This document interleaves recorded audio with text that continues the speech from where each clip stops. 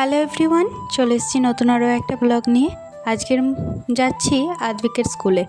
ওর unit test হয়েছিল, তো তার রেজাল্ট বেরিয়েছে। তার জন্য ম্যাম সব গার্জেনকেই ডেকেছিল, তাই জন্য দেখতে গেছিলাম।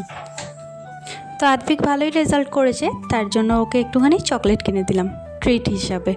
যাই হোক, অ্যাপেলোতে একটুখানি ওষুধ তারপরে দুধ নিতে গেছিলাম। দেখলাম এই ফিনাইলগুলোও বেশ কম দামে পাওয়া যাচ্ছে, আর অ্যাপেলোতে এখন আজকাল খুব কম দামে পাওয়া যায় সব কিছু।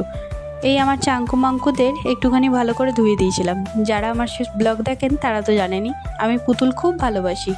যারা আমাকে গিফট দিতে চায় অবশ্যই পুতুল দিতে পারেন। আজকে ওই দিকের ঘরগুলোও সব গুছিয়েছি, তাই জন্য সব কাজ করে ঠিকমতো আর কিছু বানাতে পারিনি। তাই ডালিয়া আর ডিম ভাজা আর পাঁপড় ভাজাই বানিয়েছিলাম। আদ্বিক বললো একটুখানি ম্যাগি খাবে, তাই ওকে ম্যাগি দিলাম। ওয়াশিং মেশিনের কভারটা অনেক দিন ধরেই অর্ডার করেছি, যাই হোক চলে এসছে। এবার বেশ ভালোই লাগছে, নোংরা হবে না। কুশন কভারগুলো অর্ডার করেছিলাম এই কুশনগুলোর জন্য, দেখলাম ঠিকই এসছে। আজকে অনেকক্ষণ হেঁটেছি, তারপরে দেখছি খানি পায়ে একটুখানি রক্তর মতো দাগ হয়েছে। প্রচুর খাটনি গেছে, তো বলেই রেখেছিলাম যে রান্না করতে পারবো না। তো তারপরে বলছে না চিকেনটা বানাতে। যাই হোক চিকেন এনেছে, তো অনেক সেদিনকার মতো মশলা চিকেনটাই বানাতে বলছে। তো আমি বললাম ঠিক আছে মশলা চিকেনটা বানিয়ে দিচ্ছি, কিন্তু রুটি বানাতে পারবো না, রুটিটা নিয়ে আসতে হবে। তো রুটিটা নিয়ে আসবে।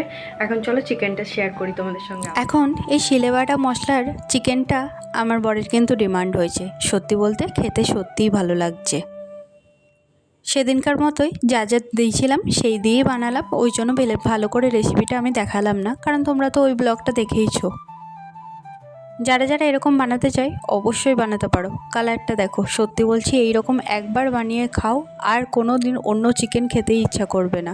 এইরকমই অবশ্যই বানিয়ে খেতে ইচ্ছা করবে।